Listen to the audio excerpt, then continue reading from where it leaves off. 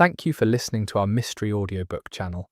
Please subscribe if you have not done so already, so you are notified of new releases weekly.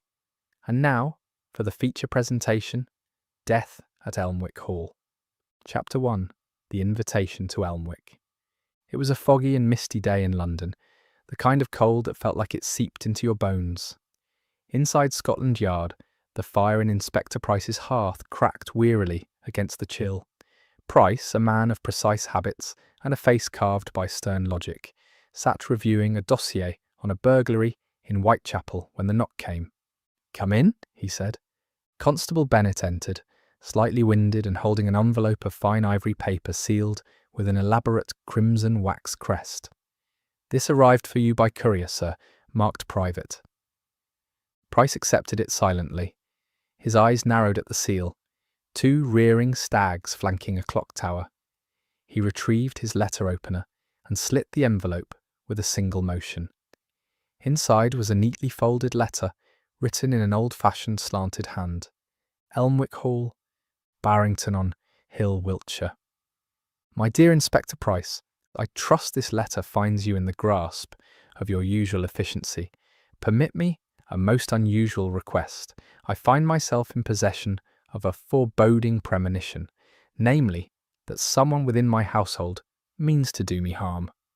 No doubt you receive such fancies from the feeble-minded or the overly dramatic. I assure you I am neither. I cannot say who it is or how I know. I can only say this: I feel it. And time, I fear, is a luxury I no longer possess. I invite you, under the guise of a weekend guest, to Elmwick Hall. Come this Friday, observe. Stay alert. If nothing comes of it, I shall appear a paranoid old fool. But if I am correct, I may not live to thank you. Yours in unease, Horace Barrington, 8th Earl of Elmwick." Price read the letter carefully, then looked into the fireplace.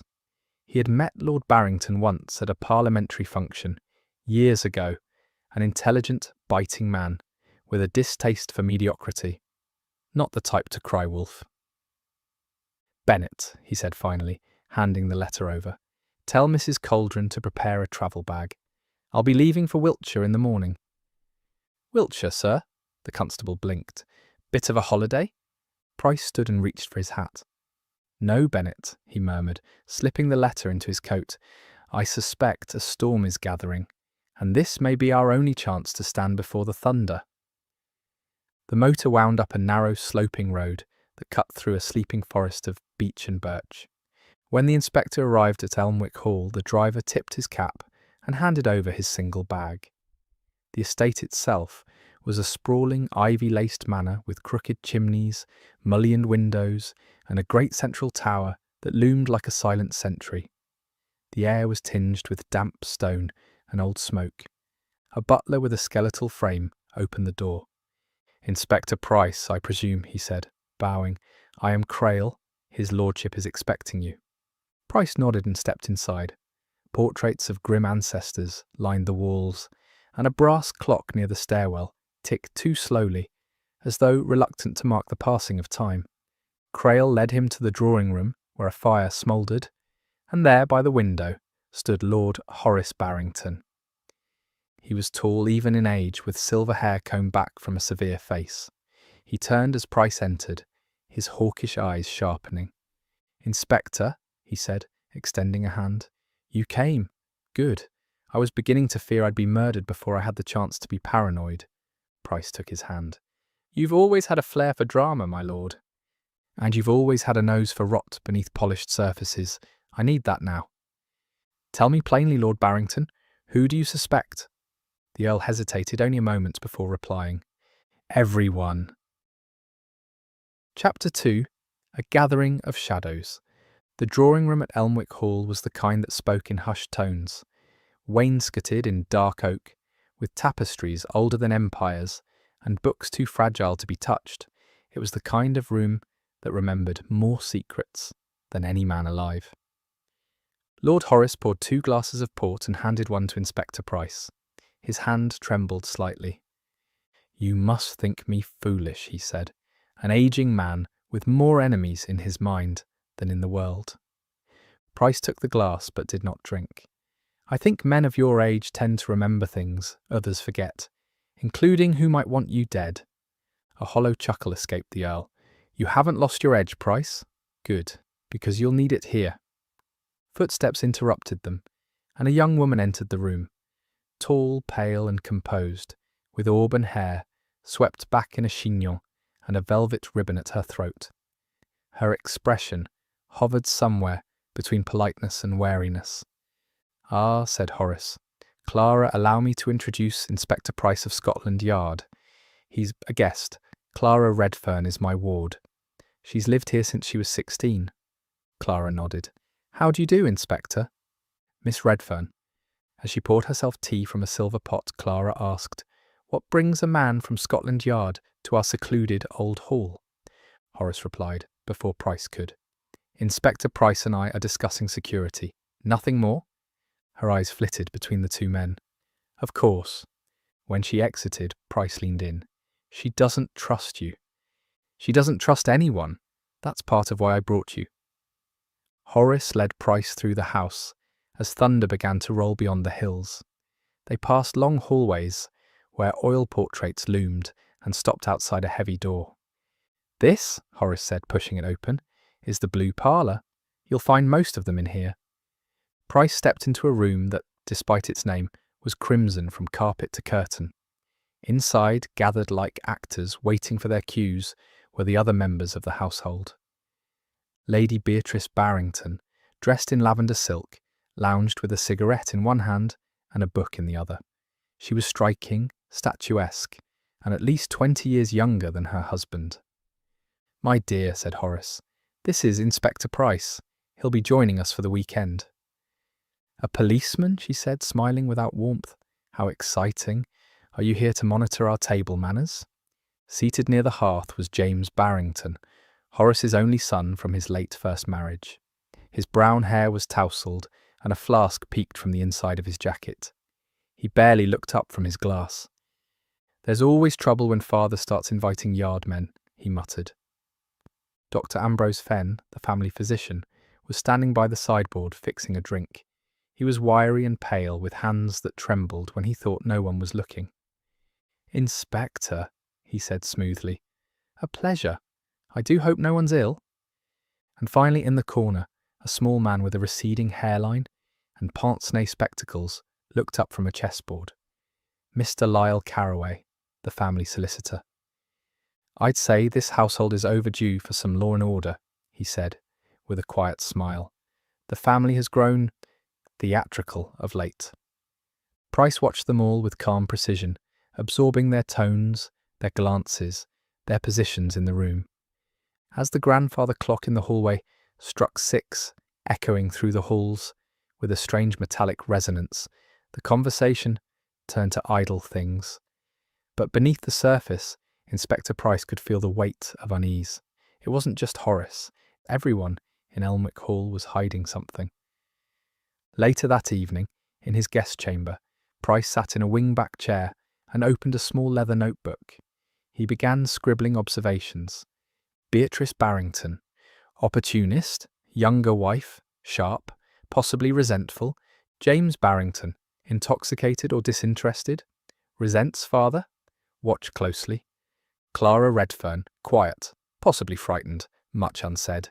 Dr. Fenn, nervous, owes something to someone. Mr. Carraway, calm, too calm, motives abound. But what of means, opportunity, intent?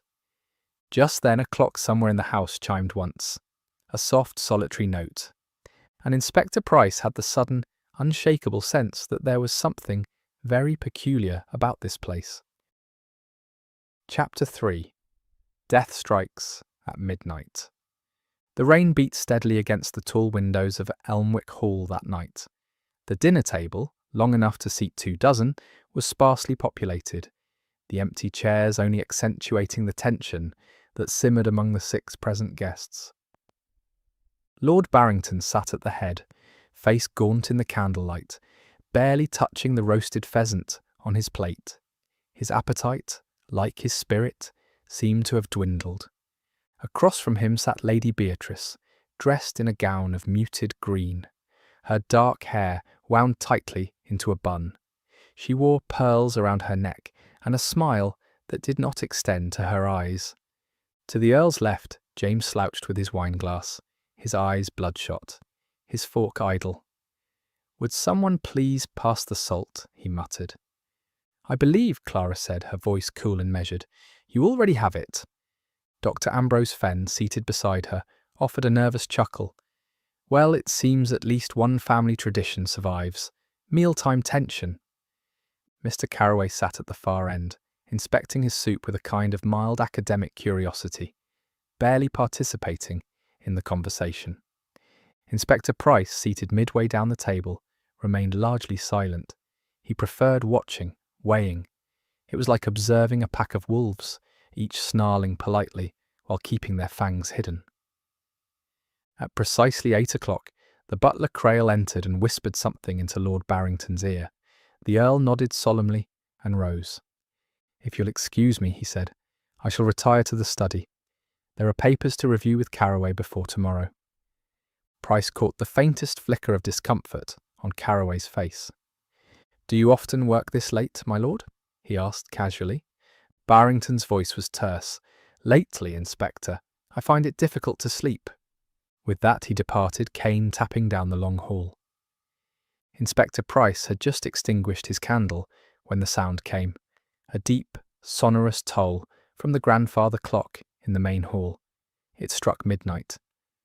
But then something odd. 1, 2, 3. The chimes echoed. Price sat up. 10, 11, 12, and then 13. A 13th chime. He stood immediately. That was no accident. Within minutes the hall was alive with footsteps. Crail had appeared, pallid and out of breath. "Inspector, sir, it's Lord Barrington. The study door is locked. We can't get in." Price hurried down the stairs, his greatcoat flung over his shoulders, following Crail through the darkened halls. The household began to gather behind them. Beatrice in a dressing robe, Clara with a shawl hastily wrapped around her shoulders, James staggering with a decanter still in hand, Dr. Fenn clutching a stethoscope, and Carroway holding his spectacles. They reached the study door, a thick oak thing bolted from the inside. Price knocked sharply. "Lord Barrington, it's Price. Are you well?" Silence. "Stand back," Price ordered. Crail, James, and Price forced the door open with a combined shove. It gave way with a groan and swung open into darkness. The fire had long since died. One wall sconce sputtered faintly. A lamp had fallen and lay shattered on the floor. And at the desk sat Lord Horace Barrington, motionless. His head rested against the back of his armchair. His eyes were open, mouth slightly parted. In his chest, just above the left breast pocket of his robe, protruded the ornate letter opener from his desk, a brass thing shaped like a quill, now stained dark with blood. Lady Beatrice screamed. Clara gasped and backed away, pale as the moonlight. James dropped his decanter. It shattered on the floor. Inspector Price approached the body. No signs of struggle, no overturned furniture, no footprints, no blood trail, just the body, and the locked door. Dr. Fenn was already kneeling, trembling fingers at the Earl's wrist. He looked up and shook his head. "Dead," he whispered. "He must have died minutes ago." Price turned to Crail. "Who had access to this room?" "No one, sir. Lord Barrington insisted on locking it from the inside. He alone had the key." "And where is the key now?" They searched. Pockets, floor, drawers. Clara found it beneath the rug near the fireplace. "Dropped?" she said, holding it up. Price's eyes narrowed. A locked room, no visible point of entry, a dagger driven cleanly through the chest, and a 13th chime. Too clean, too rehearsed. He surveyed the silent faces around him. "This wasn't suicide," Price said coldly. "It was murder." Later that night, the study was sealed. The servants ordered to remain in their quarters. No one was to leave the house. Inspector Price had taken up position in the drawing room, fire roaring, eyes sharp. He began a list, means, letter opener, easily accessible, but placed with precision. Opportunity, everyone had retired, or claimed to. Motive, inheritance, revenge, secrets, too many, Locked room. No key on the body. Key found under rug. Intentional misdirection. Clock struck 13. Why? Mechanical flaw or warning or signal? A knock interrupted him. It was Clara Redfern. "Inspector, may I speak with you?" she asked, eyes wide, voice trembling. "There's something I need to show you." Price rose slowly. "Very well, Miss Redfern, lead the way." Chapter 4. Secrets in the Walls. Clara Redfern led Inspector Price through the quiet halls of Elmwick Hall, with slow, deliberate steps, her candle casting flickering shadows along the portrait-lined walls. She paused before a door at the end of the east wing, a modest study lined with bookshelves and a worn velvet chaise. This was not the grand study where Lord Barrington had been found dead. This was Clara's personal retreat. She lit a small oil lamp and turned to face him. "I've kept silent for months," she said, voice low, "but now I fear silence will cost me my life." Inspector Price watched her carefully. "Go on." Clara moved to her writing desk and opened a drawer. From beneath a false bottom she withdrew a bundle of folded papers, worn, ink-smudged, and creased from frequent handling. "These pages," she whispered, handing them to him, "are from Lord Barrington's personal journal. I found them hidden in a book of poetry in the library. He must have torn them out recently." Price accepted the papers and sat down in the chair by the hearth, unfolding them with meticulous care. The handwriting was unmistakably Horace's. Long loops, heavy downward strokes. September 9th. "I have rewritten the will. Clara is to inherit Elmwick Hall and the majority of my estate. James has proven unworthy, and Beatrice, well, her intentions grow more transparent by the day. Carraway advised caution. I told him caution no longer suits me. I want my affairs in order before they come for me. September 13th. The clock chimes again, 13 though no one else hears it. I am no fool. Someone is tampering with it. I have locked the study each night, and yet things are moved. The key disappears, only to be returned. There are eyes in this house where no one stands. I suspect the walls may speak more than I know. September 16th. If anything happens to me, Clara must be protected. She is the only one not feeding from the poisoned trough. I've hidden the second copy of the new will behind the bastion panel. Let them kill me if they must, but the truth will not die with me. Price looked up sharply. The bastion panel? Clara nodded. I'd never heard of it either. I searched for hours. Then I remembered something. Years ago, Lord Barrington gave me a tour of the library. He pointed to a painting of the Battle of Bastion Hill and said, "There lies one of the last honest doors in this house." I thought he meant it metaphorically, until now. Inspector Price stood. "Show me." The library, just past 2 a.m. The grand library of Elmwick Hall was a cavernous chamber with high arched ceilings, 2 tiers of bookcases, and a stone fireplace that had not been lit in decades. A scent of dust and old vellum permeated the air. Clara led him to the south wall, where a painting of a battlefield, armoured knights on horseback, a red banner snapping in the wind, hung between 2 sconces. She reached up and pressed the hilt of the painted sword. There was a faint click. A panel of the wall slid back to reveal a narrow, darkened passage behind the shelves. "Good God," Price muttered. "A priest hole?" Clara shivered. "I thought they were only in Tudor manors." "Elmwick is older than it pretends to be." They stepped inside. The passage was musty, the walls made of rough stone, the air still.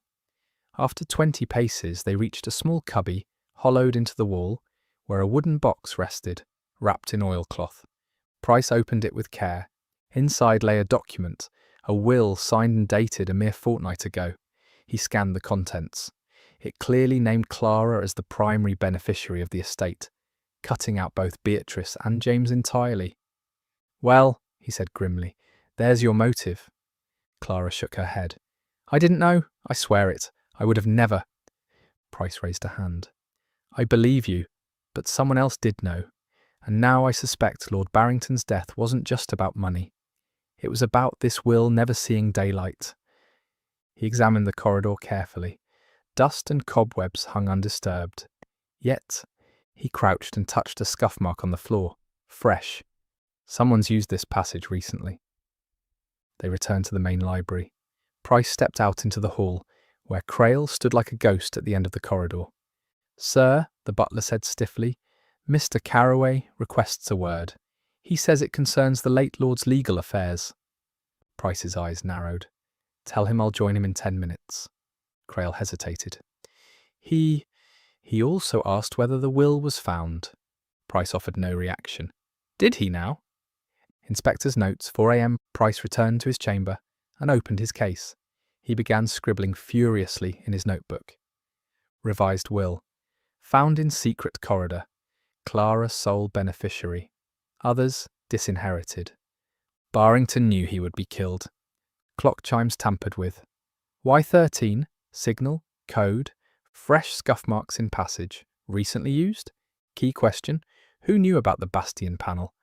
Carroway, too polished, has something to lose if truth emerges. James? Drunk but not stupid, no longer heir, desperate.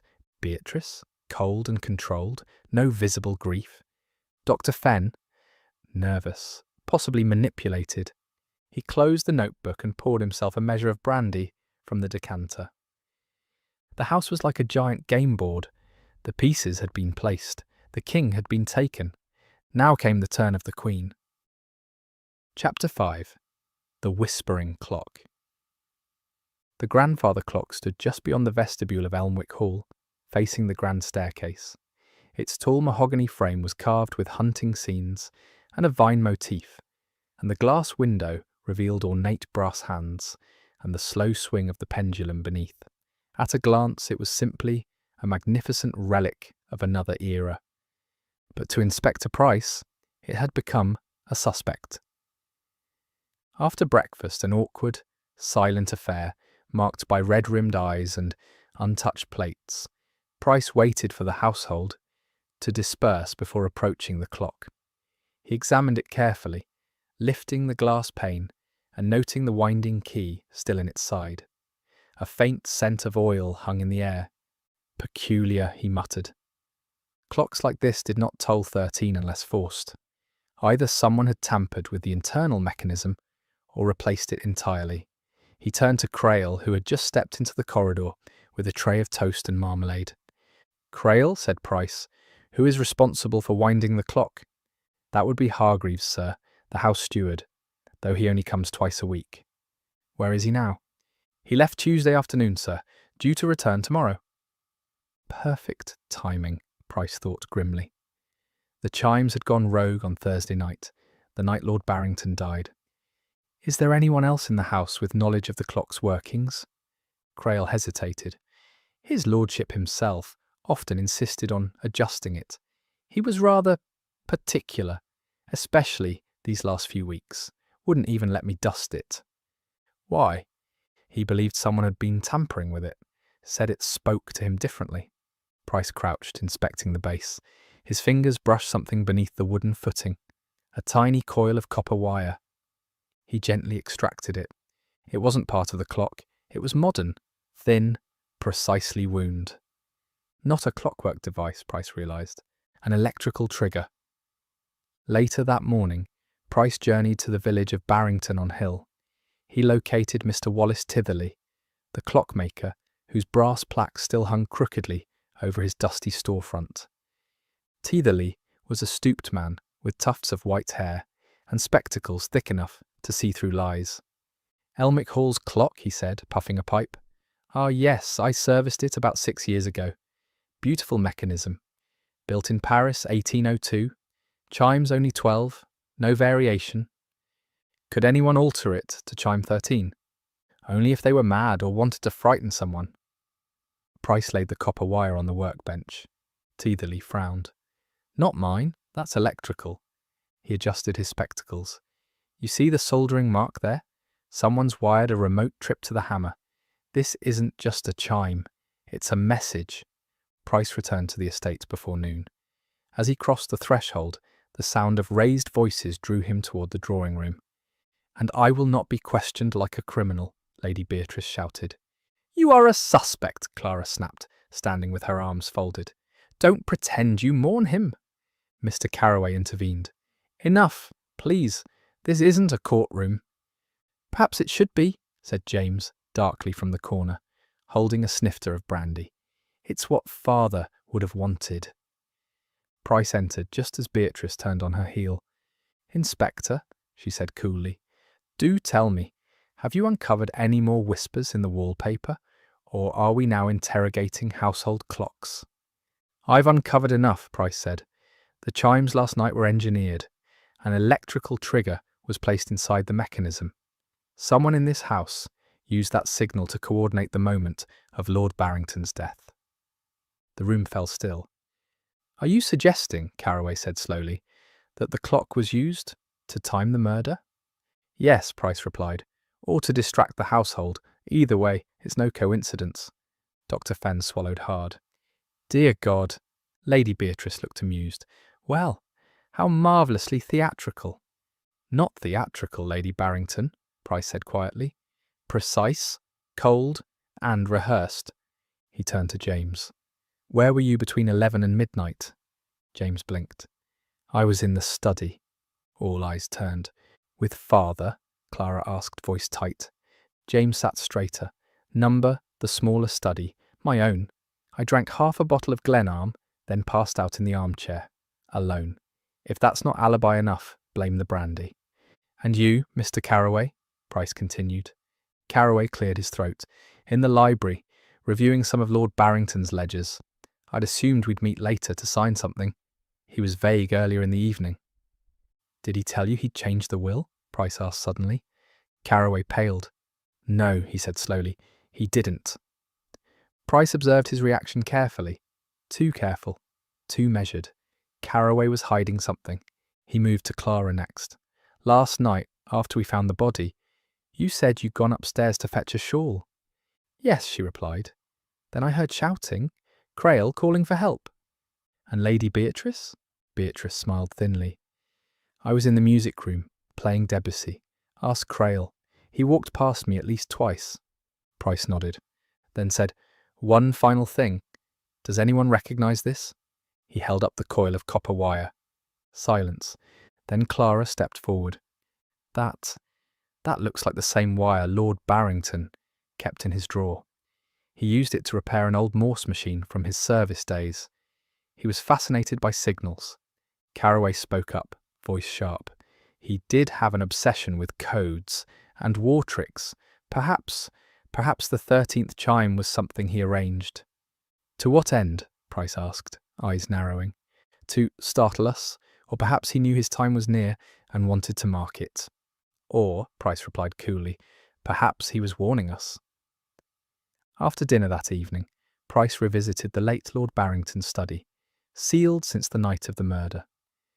The air within still held the scent of blood and firewood. He examined the desk, moving methodically. In a drawer, he found the Morse code machine Clara had mentioned, dismantled, dusty, but recently handled. Beneath it, a small slip of paper, handwritten. If I die tonight, let the chimes speak for me. Price stared at the words. Not a warning, an accusation. He turned suddenly. The grandfather clock stood just beyond the doorway, and for the briefest moment, as he stared into its face, he thought he heard it whisper. But it wasn't a sound. It was a realization. The killer had staged a locked room mystery, but they'd forgotten one thing. Clocks don't lie, people do.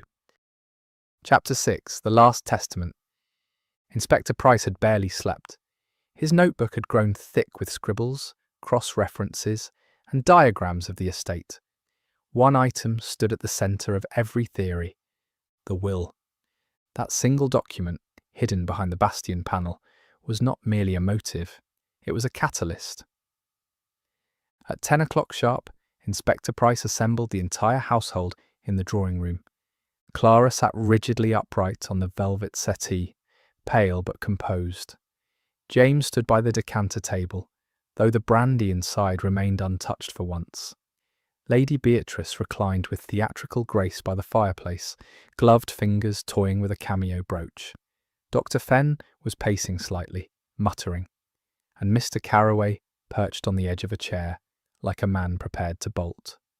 Price stood before the hearth, the folded will in his hand. "This," he said, "is Lord Barrington's most recent testament, signed and witnessed 12 days before his death. In it, he names Miss Clara Redfern as the sole heir to Elmwick Hall and the bulk of his estate. His son James is left a small annuity. Lady Beatrice receives a pension. Mr. Carraway is to serve as executor." He let the words hang. James blinked. What? Beatrice's nostrils flared. "That's preposterous. He changed it? Behind our backs?" "I imagine he didn't trust anyone enough to say so aloud," Price said. "Perhaps he feared for his life, a fear that proved justified." Carraway cleared his throat. Where did you find this document?" "In a hidden corridor behind the library wall. Lord Barrington hid it well, but not well enough to keep it from someone else." He turned slowly, to face each of them. This was not a murder of passion. It was a murder of preparation. The killer not only planned it, they rehearsed it. The tampering of the grandfather clock, the choice of weapon, the manipulation of the room, the removal and later replacement of the key. Dr. Fenn shifted uncomfortably. But who could have done all that, without being seen? Someone with access, someone who knew the layout of the house, the location of the passageways, and the Earl's habits. Someone who needed this will never to surface. He looked directly at Carraway. Or someone who stood to lose everything if it did. Carraway's jaw tightened. "You're accusing me? Absurd.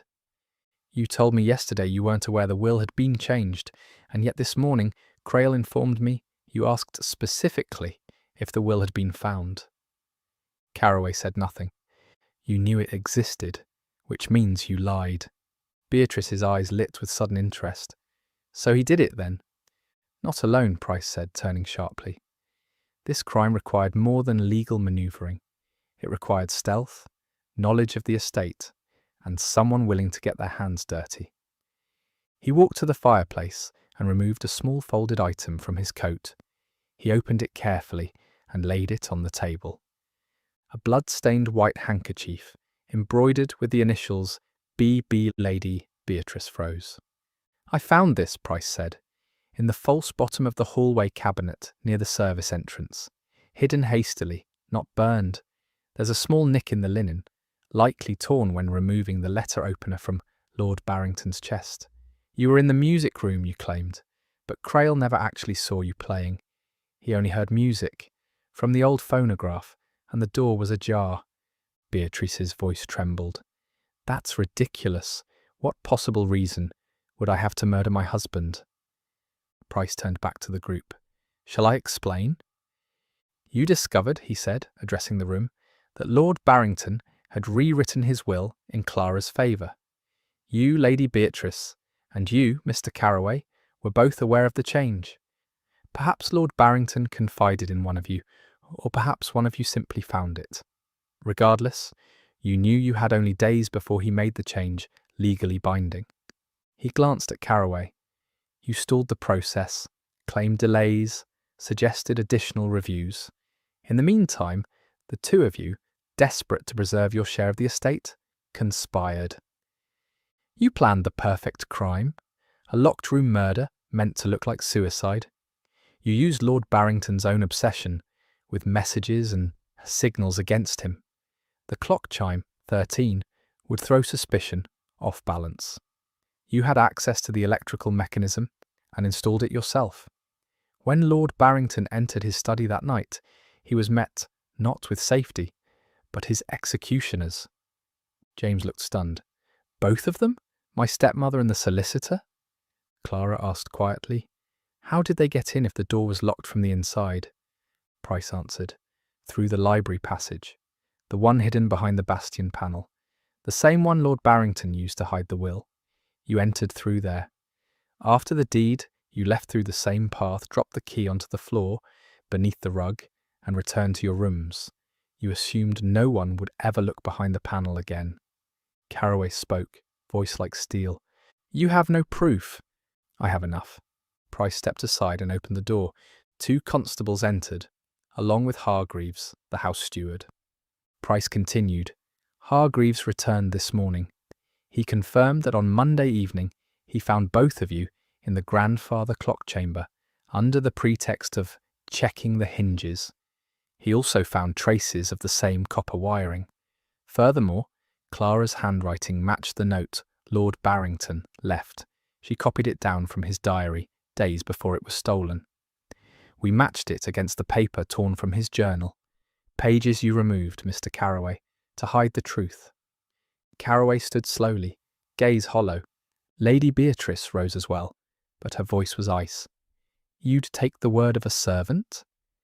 I'd take the word of a dozen servants over liars in silk gloves. Price nodded to the constables. Take them both into custody. As they were escorted from the room, Carroway's cold facade cracked into a twisted smile. He destroyed my future, he spat, took me in as a clerk, promised me the world, and tossed me aside when I wasn't born with a title. I earned that inheritance. I was owed. Beatrice said nothing. Not once did she look back. That night, Elmwick Hall was quieter than it had been in years. Inspector Price stood by the clock polishing his watch chain. Clara approached him, her eyes soft with gratitude. I don't know what would have happened if you hadn't come. You'd have inherited a house full of ghosts, he said, gently. Now, perhaps, you can fill it with better things. She hesitated. And what about James? He needs time. Not all inheritances are written on parchment. As she left, Price looked once more at the grandfather clock. It ticked slowly, faithfully. 12 strokes, no more, no less. Chapter 7. The Man Who Never Lived. The carriage rumbled through the gates of Elmwick Hall, leaving behind Inspector Price, standing still as a statue beneath the iron arch. The last of the constables had departed, taking Lady Beatrice and Mr. Carroway into custody. Snow had begun to fall, lightly, steadily, dusting the statues and hedgerows in a quiet white shroud. Price walked slowly back toward the front steps, his notebook in his coat, the case closed. And yet, not quite. There was a detail still unaccounted for, a whisper in the corner of his mind, a subtle inconsistency that had nagged at him since the night of the murder, and it all came down to Mr. Lyle Carroway. Later that afternoon, Price travelled to the market town of Alverley, where Lyle Carroway was said to keep his law office. The building was modest, above a cobbler's shop, its windows dusty, the brass plaque oxidised with time. Inside, the clerk, a wiry man in his 60s, looked up with a raised brow. "Looking for Mr. Carroway," he said. "You're about 5 months too late." Price frowned. "What do you mean?" The man snorted. "He died in July. Heart attack. Right there in that chair. Buried in St. Crispin's churchyard." The inspector's eyes darkened. "And who has been operating under his name since?" "Pardon?" Price leaned in. "Someone presented themselves as Mr. Lyle Carroway. He was living at Elmwick Hall, handling the late Lord Barrington's estate." The man blanched. "Sir, whoever that was, it wasn't Carroway. I knew him 20 years. That man is in the ground." Back at Elmwick Hall, the truth surfaces. The snow deepened as Price returned to the hall. Inside, he summoned Clara, James, and Crail to the drawing-room, his expression grave. "I have something to tell you," he said, setting a small envelope on the table, "and it may change everything you think you know about the last week." James, now sober and withdrawn, said nothing. Clara leaned forward, brows furrowed. "I was wrong," Price said, "or at least half right. Lady Beatrice was indeed complicit in the murder, but Mr. Lyle Carroway was never who he claimed to be." Clara's breath caught. "What?" Price opened the envelope and removed 2 photographs.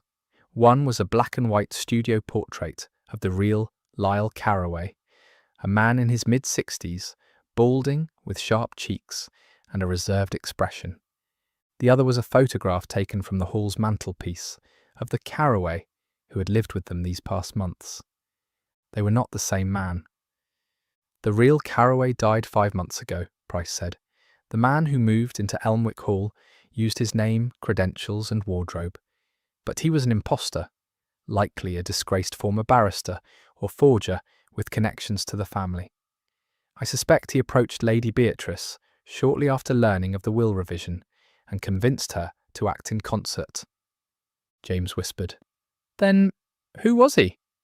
That, Price replied, is the most disturbing part. I don't yet know, but we will find out. Cross-reference prison records. But one thing is clear, he used Beatrice's desperation and greed to orchestrate the perfect crime. And he nearly got away with it. Clara's voice shook. But why? What did he want? Everything, said Price simply. The estate, the inheritance, you? Clara flushed.